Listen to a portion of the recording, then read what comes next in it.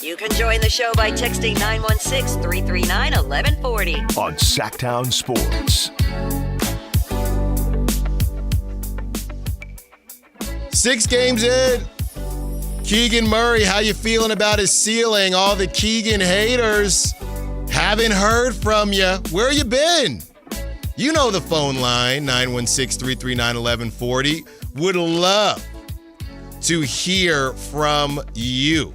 Don't get quiet now. 6 games in, Keegan Murray is averaging 18.3 points per game, 7 rebounds per game, 1.8 assists, 46 from the field, only 26 from 3 because he's been getting to the rack. Keegan a big boy, right? He body you up a little bit. He ready to be strong. 82% from the free throw line, and over the course of his games this season, and he's got the last 5 right here. The last game, I think, was probably his quote-unquote worst, right, just from a scoring perspective. That was just a weird game. They had him running around, and honestly, it was just scoring because he did lock down Jaren Jackson Jr. It was just Cam Spencer, who nobody locked down. And Keegan had 12 points in that game. The game before, he had 23, 19, 26, 19. And he clearly is approaching this in a very aggressive fashion and wants to make it known that he wants to be that guy, or at least one of those guys. And I still think when you watch certain other players, he's never necessarily going to boogie on you, right? Like other guys, he's not going to cross you up or whatever, but he's got a little bit of wiggle that he's showing a little bit more. He is hitting that fadeaway a little bit because he can shoot over folks as well. And most importantly, he's getting to the rim, right? And he's not even shooting the 3-ball well quite yet. So when that does come back around, and we assume it'll come back around, that'll be even better. He's taken 6.3 a game. They just haven't really converted. So if he's at 18 points right now, once those threes start falling, we might be talking about Keegan Murray averaging 20 points a game. And I would argue once these trades come in at, DeMar DeRozan or whoever it is, Keegan should be averaging over 20 points per game. Just based on usage, he should be. So I love what I've seen from Keegan Murray so far. He can definitely be a very important piece. And I would go as far as to say this. My guy that I always talk about, who is a Knicks fan, my guy Jose, legend has it, go check it out. That vinyl spot right next to Doko. And he said, Allen, I'm a Knicks fan. Keegan needs to be OG Anunoby. I'm willing to text Jose right now and say, I think we're dreaming too small, brother. When I see Keegan playing like this, I see more than OG Anunoby. It's been 6 games, but it's a mentality. All of us wanted to know, what would Keegan be like with more of an alpha mentality, with more of an aggressive mentality? And that's what we're seeing.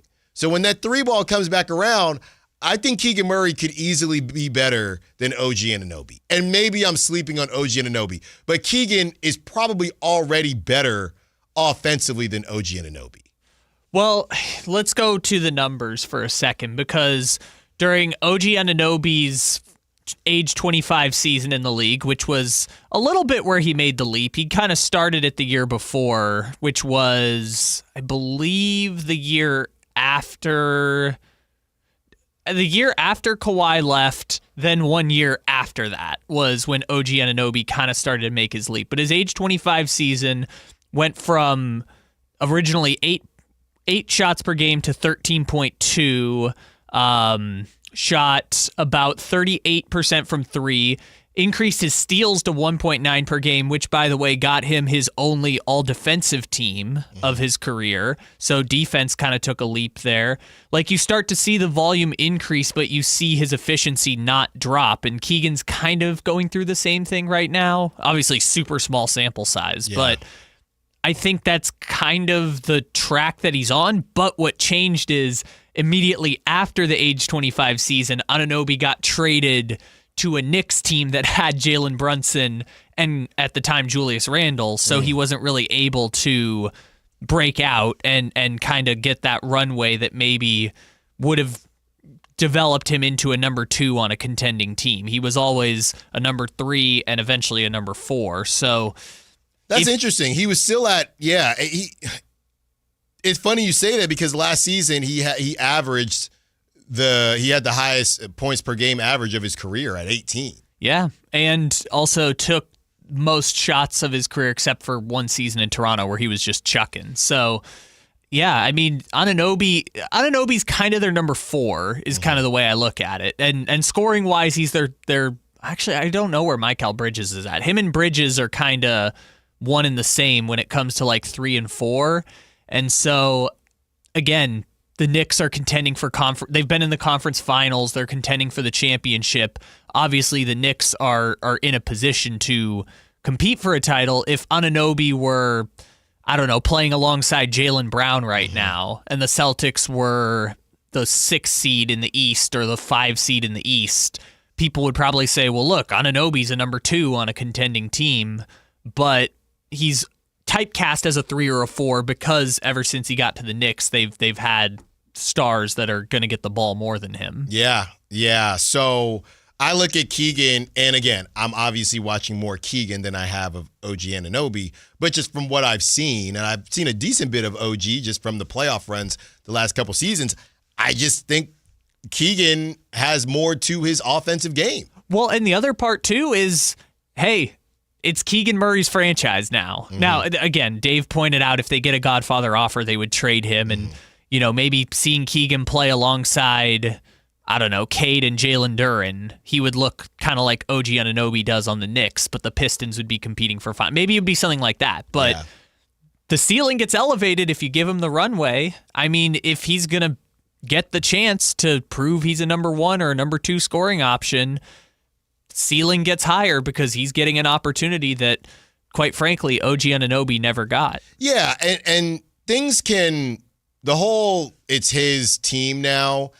I don't know. I think that's a bit broader than how people are taking it when DeMar DeRozan said it's Keegan's team now. I don't know that means Keegan is going to be the scoring number 1. I don't know that means the Kings believe that Keegan's going to be the scoring number 1.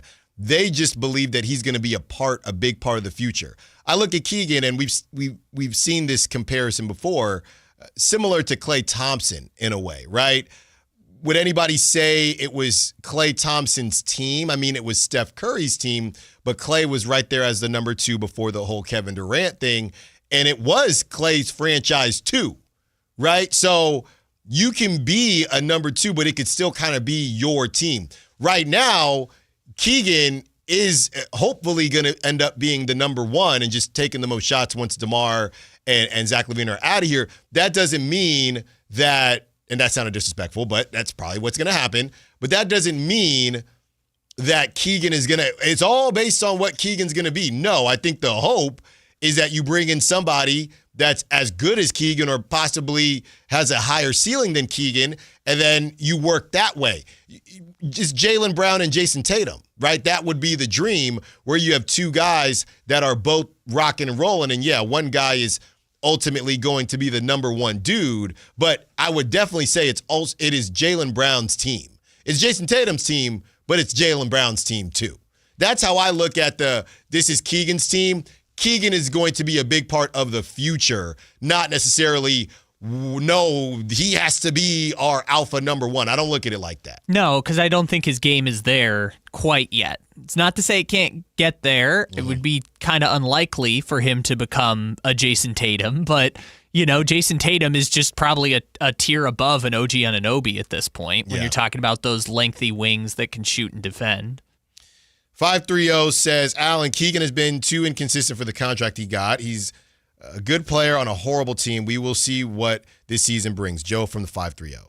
So I love Joe from the 530. I love that he chimes in, but we can't have it both ways, right?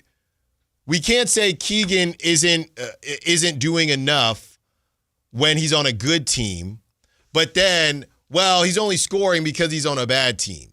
Half of these guys are only scoring because they're on bad teams. We talked about the Trey Murphy thing all the time. All right, When we return, Neek Clifford. Who is the comp? I'm having trouble figuring out the Neek Clifford comp. Allen Stiles, Sactown Sports. This is the story of the one. As a safety manager at a manufacturer.